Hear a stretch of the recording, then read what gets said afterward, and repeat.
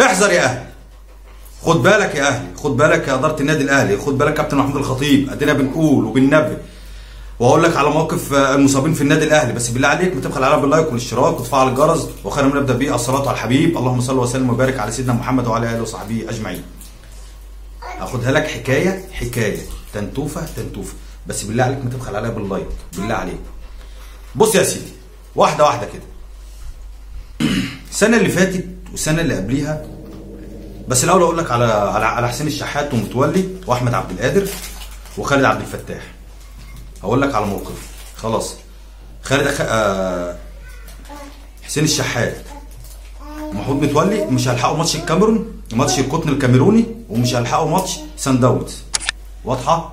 ليه؟ لانهم بس يا سيدي لانهم اتصابوا نفس الاصابه بتاع عمرو السوليه، اللي هو ايه؟ شد في السمانه. فانت لازم تاخد بالك. حسين الشحات خلاص لا هيلحق ولا محمود متولي ماتش القطن الكاميروني هنا وسان داونز هناك في جنوب افريقيا. تعالى بقى على خالد عبد الفتاح وتعالى على احمد عبد القادر، عندهم شد في الرباط الداخلي، عندهم اصابه في الرباط الداخلي. يعني ممكن يلحقوا هم يعني ماتش القطن الكاميروني هنا خلاص مش هيلحقوه، بيحاولوا يجهزوهم ماتش سان داونز. واضحه؟ لو وصلت معايا الحته دي بقى، بص احنا لسه بادئين الفيديو اهو، ما تدخلش على بالله.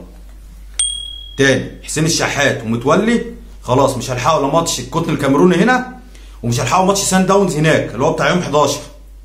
ممكن يلحقوا ماتش الهلال السوداني هنا. ده موقف مين؟ حسين الشحات ومحمود متولي. طيب تعالى على خالد عبد الفتاح واحمد عبد القادر، لا مش هيلحقوا مين؟ مش هيلحقوا الماتش بتاع القطن الكاميرون هنا، بس ممكن يلحقوا ماتش سان داونز هناك. ممكن اديني بقول لك. تعالى بقى يا سيدي التحذير اللي بنقوله للكابتن محمود الخطيب وعلى اداره النادي الاهلي. ارجع معايا كده للسنه اللي فاتت والسنه اللي قبليها، ايه اللي حصل؟ مبدئيا كده انت حضرتك لعبت شهر فبراير اللي هو شهر 2 اللي فات لسه خلصان، حضرتك لعب 8 ماتشات ولسه 8 ماتشات. احسب انت كده هتلاقي كل يومين 3 ماتش، كل يومين 3. مفيش فرقه في العالم بيحصل فيها كده. يقعد اتحاد الكوره يضغط لك المطوشه، اصل عندك تاجيلات، اصل مش عارف ايه، اصل هتلاقي نفسك بتلعب كل 3 ايام ماتش او كل يومين ماتش، وترجع اللعيبه تتعب ذهنيا، تتعب بدنيا. خد بالك على كابتن محمود الخطيب، ياخد باله. مش عايزين ياجلوا لك ماتش المقاولين، لا احتاج يا باشا، لازم انا بمثل مصر وانا اسرائيلي، انا بمثل مصر، انا بلعب باسم مصر، بيتقال النادي الاهلي المصري. الاتحاد بيعمل ايه بقى؟ الاتحاد بيعاقب الاهلي علشان خاطر بيشرف مصر في الكره الرياضيه، في كره القدم، في الرياضه. شفت بقى الاتحاد المصري بيعاقب النادي الاهلي ازاي؟ اصل الاهلي وصل لفاينل دوري ابطال افريقيا، فلازم يتاجل له مطوشه عشان بيروح يسافر بره ويلعب هنا ويلعب هنا، ما بيخرجش زي الناس. اصل خد بالك، السنه اللي فاتت والسنه اللي قبليها الزمالك كان بيطلع من دوري المجموعات.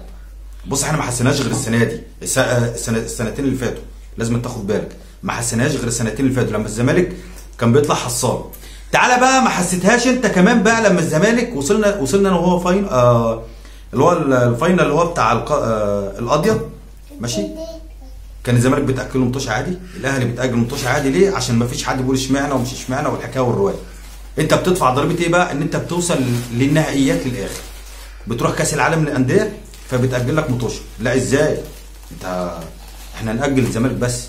تعال الزمالك بيلعب كل قد ايه؟ كل اسبوع محدش يقول اصل متاجل لك مطوشه.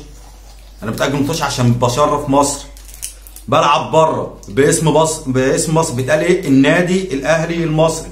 يا كابتن محمود يا خطيب خد بالك، هيبتدوا يضغطوا عليك بالمطوشه، اللعيبه مش هتقدر تقف على رجليها بعد كده، وهنرجع نشتكي. هتلاقي لاعب بيشوط الكوره بره لوحده، زي ما شفنا كده السنه اللي فاتت جايبين جون الفوز ورامي ربيعه راح يجيب الكوره. انت خدت بالك السنه اللي فاتت جايبين جون الفوز 1-0، رامي ربيعه بص التفكير الذهني مش موجود، تعبان، مفيش، راح يجيب الكوره فاكر نفسه مغلوب.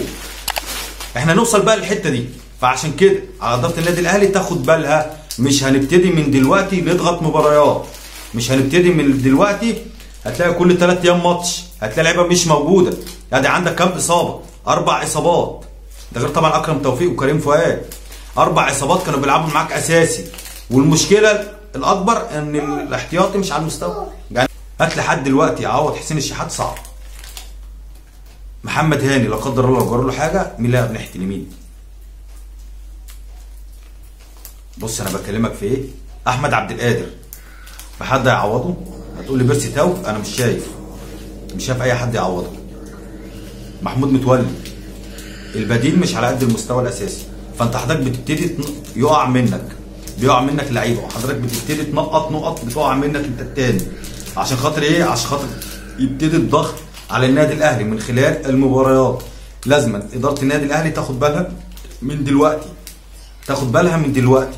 ضغط المباريات لا، انا بلعب باسم مصر، بيتقال الاهلي المصري، ما بيتقالش الاهلي الاسرائيلي، الاهلي الاردني، الاهلي مش عارف ايه، الاهلي بيتقال الاهلي المصري. فعلى النادي الاهلي ياخد باله. ضغط المباريات لا، نلعب زي البني ادمين. 8 مطوشه يا مؤمن، 8 مطوشه في 28 يوم، يا ريت في شهر. 28 يوم خد كاس عالم للانديه، والناس الجبابره اللي ما عندهمش دم يروحوا جايبين النادي الاهلي يلعب هنا على طول. بعد الهلال السوداني يلعب اسوان، الاهلي يرجع من السودان على اسوان على طول، ويرجع يلعب سان داونز يومين، وبعد كده يرجع يلعب في الدوري مع الداخليه يومين، ويومين هو هيلعب مع القطن الكاميروني، ويوم الثلاث هيلعب مع المقاولين، ويوم السبت هيلعب مع مش عارف مع سان داونز، ويرجع يوم الثلاث يلعب مش عارف مع مين. وبعد كده وفي فرقه بيحصل فيها كده، نرجع نقول بقى ايه؟ اصل الاهلي تعبان، ونرجع نقول للعيبه لازما على جماهير النادي الاهلي تبقى ورا لعيبه النادي الاهلي. وسمعنا نغمه بقى جديده ايه؟ اصل مارسيل كولر يحطوه في مقارنه، بيحط مارسيل كولر في مقارنه مع مين؟ مع موسيماني. ما موسيماني ده انتوا اللي مشيتوه يا عالم يا ظلمه، يا بتوع السبوبه، يا بتوع انا مصلحتي فين؟ فانا هطلع اقول اللي مصلحتي عايزاه، صح غلط؟ لا، انتوا اللي مشيتوا موسيماني ما مشيش كده. قعدت تقولوا فيه مش مدرب مش عارف بتاع ايه ومدرب ايه، واصل المدرب واصل الوقت بتمدحوا فيه بعد ما مشي ليه؟ عشان تكسروا في مارسيل كولر المدير الفني للنادي الاهلي، قلت له فايلر ومش فايلر. طب يا عم ما تريحوا دماغنا بقى، سيبوا الاهلي في حاله، ما توقعهوش، لان الوعي بيبتدي من كده، يبتدي التاني يسمع، وتلاقي بقى ايه؟ اخبار انتشرت اصل الاهلي هيعمل عقوبه مش عارف على اللعيبه، ومارسيل كولر مش موافق، والاداره فيها اختلافات، والاداره مش عارف ايه، كلام من هذا طبعا من هذا القبيل ده كله اونطه في اونطه. انا بقول تاني، بحذر كابتن محمود الخطيب، بحذر النادي الاهلي، مجلس اداره النادي الاهلي، خدوا بالكم، هنقع في نفس المشكله بتاع السنه اللي فاتت. تمام؟ واضحه؟ هنقع في نفس المشكله اللي هي ضغط المباريات. هنضغط مباراه على النادي الاهلي عشان يقع منه نقط، والزمالك يلعب بقى مرتاح كل اسبوع حاطط رجل على رجل. انت فاهم ازاي؟ وكل واحد مستني السقطه واللقطه من النادي الاهلي. طب ما اتفرج كده على بيراميدز، اتفرج على فيوتشر، اخر ماتش في الدوري لعبوه امتى؟ هتقول لي انت متاجل لك ماتش، ما انا متاجل ماتش عشان بلعب في، ما قلنا في الحته الفلانيه في كاس العالم للانديه اللي عمر ما حد ما راحها ولا هيروحها في مصر غير النادي الاهلي. شفت بقى؟ شفت انت بتدفع ضريبه ايه؟ هي دي الضريبه اللي حضرتك بتدفعها يا اهلي. وناس مش فاهمه حاجه ولا عارفه حاجه، اهم حاجه بس ايه؟ الفلوس فين؟ رايحه فين؟